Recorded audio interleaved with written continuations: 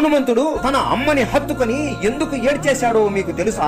రావణుడిని హతమార్చి సీతని తీసుకుని లంక నుండి అయోధ్యకి వస్తుండగా మార్గ మధ్యంలో హనుమంతుడికి ఆకాశము నుండి తన జన్మభూమి అయిన కిష్కింధ కనబడుతుంది. హనుమంతుడు ఇంటికి వెళ్లి ఎన్నో సంవత్సరాలు అయిపోయి ఉంటుంది. ఎప్పుడో చిన్నప్పుడు తన అమ్మని చూసి ఉంటాడు అంతే. హనుమాన్ మదిలో ఇంటికి వెళ్లి వద్దాం అని అనుకుంటూ ఉంటాడు. కానీ వద్దులే, సీతమ్మ ఏమైనా అనుకుంటుందేమో అని కళ్ళ నుండి నీరు వస్తున్నా తుడుచుకుంటూ ఉంటాడు. కానీ సీతమ్మ ఇదంతా గమనించి రాముడితో మొత్తం చెబుతుంది. వెంటనే రాముడు పుష్పక విమానాన్ని ఇక్కడే దింపండి అని ఆజ్ఞాపిస్తాడు. హనుమాన్ ఆశ్చర్యపోతూ కిందికి దిగగానే అంజనాదేవికి నా కొడుకు నన్ను కలవడానికి వచ్చాడు అని అర్థమైపోయి పరిగెత్తుకుంటూ బయటికి వస్తుంది. హనుమాన్ అంజనాదేవి ముందుకు రాగానే, హనుమా ఎంత పెద్దవాడివి అయిపోయావురా నువ్వు, రోజు సరిగ్గా తింటున్నావా లేదా, ఇలా బక్కచిక్కిపోయావు అని అంటుంది. హనుమంతుడు నేను బక్కచిక్కిపోయానా అమ్మ అని నవ్వుతూ హత్తుకుంటాడు. అమ్మ ఎప్పటికీ అమ్మనే కదా, ఎంత పెద్ద